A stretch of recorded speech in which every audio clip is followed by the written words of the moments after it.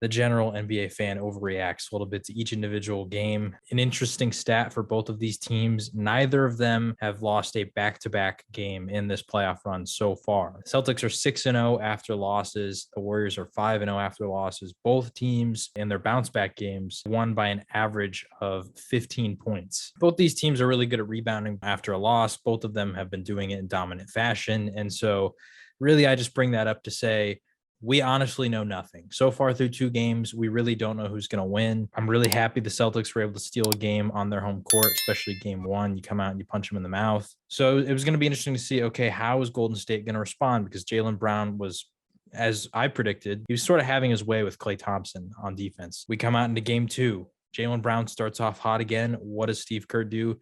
Well, he gets real interesting. And in that big lineup that they've been running with Wiggins, Draymond, and Looney all on the court at the same time, he swapped Draymond Green onto Jaylen Brown. He put Klay Thompson into Al Horford. When that happened, Jaylen went 4 of 12 from the field. He was 1 of 7 from deep. Contrast that to game 1, in which he was just on fire, even early on in game 2, which he was on fire. I think he hit like 3 threes early on in the first quarter before Draymond switched. Draymond did a great job. And I think that was really the story to game 2 for me, was Draymond Green. I know a lot of people are going to want to talk about Jordan Poole and Steph Curry and the offense, but really to me, the clear indication that game 2 was going to be a different kind of game was very early in the game. I think it was like Al Horford got wrapped up and Draymond instantly dove on the ground, got physical. It was a jump ball. And that just set the tone, because in game 1, the Warriors were not physical at all. Game 2, that changed drastically. Draymond set the tone a lot. He got the tech. He was doing his normal Draymond things. He was impacting the game way more than the box score shows. On the box score, he had like, I think 9 points, like 5 rebounds, 7 assists, somewhere around there. So if you look at the box score, you're going to see, well, maybe he didn't have that big of an impact on the game. I felt like if you actually watched it, you really felt Draymond's impact. He was getting in people's ears. He was trash talking. I don't know if you saw this, but Grant Williams, before the finals, had a little clip and he talked about how big of a fan he was of Draymond Green. I remember exactly where I was, where the Warriors won it for the first time. I was in college, and I remember watching the game, and I was going for the Warriors then, back in the day, because I'm a Draymond guy. Well, Draymond and Grant had a KG Joakim Noah sort of moment in which Draymond started making fun of him, calling him a fan, saying, "You're not me. You want to be me. That's who you want to be." San Francisco area. Rented a double-decker bus and toured the San Francisco area, went by the Golden Gate Bridge and ate some. Grant Williams and Draymond Green still at it. That's going to be the 3rd foul against Williams. But to me, the biggest point was the leadership.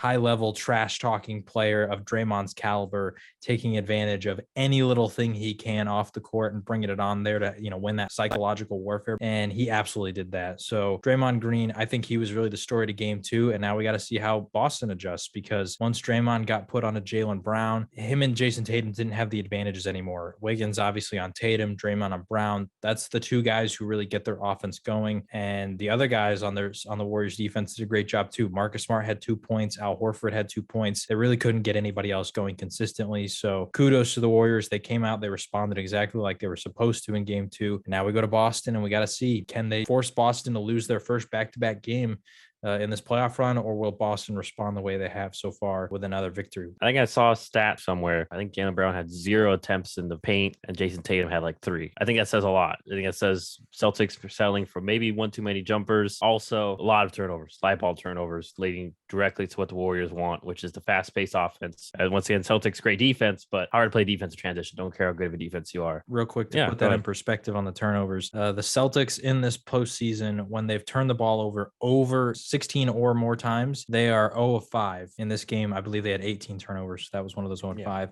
When they turned it less than 15 times, they're 13-2. So turnovers was a big issue in this game. I agree. And I saw like most of them were live ball turnovers too. So it's not like, oh, they threw the ball out of bounds. It's right to the Golden State and then boom, they get going, running in transition. The Warriors had 33 points off of turnovers. Yeah.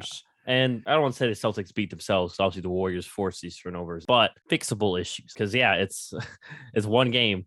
And these are 2 very well-coached teams. Like we just mentioned, there's going to be a lot of adjustments. And I think Ime, he mentioned like, hey, they're going to have their 3rd quarter run. And they still have their run. So I think very fixable things going into game 3. By the way, Gary Payton II proved to be a huge boost for them defensively, because yes, Jordan Poole got a bunch of praise for he had a big second half, which I want to emphasize, big second half, which was, 17 points. But I think really one of the key factors was Gary Payton, because I know they're a good defensive player that's going to be on top of their rotations and then contribute a little bit on offense.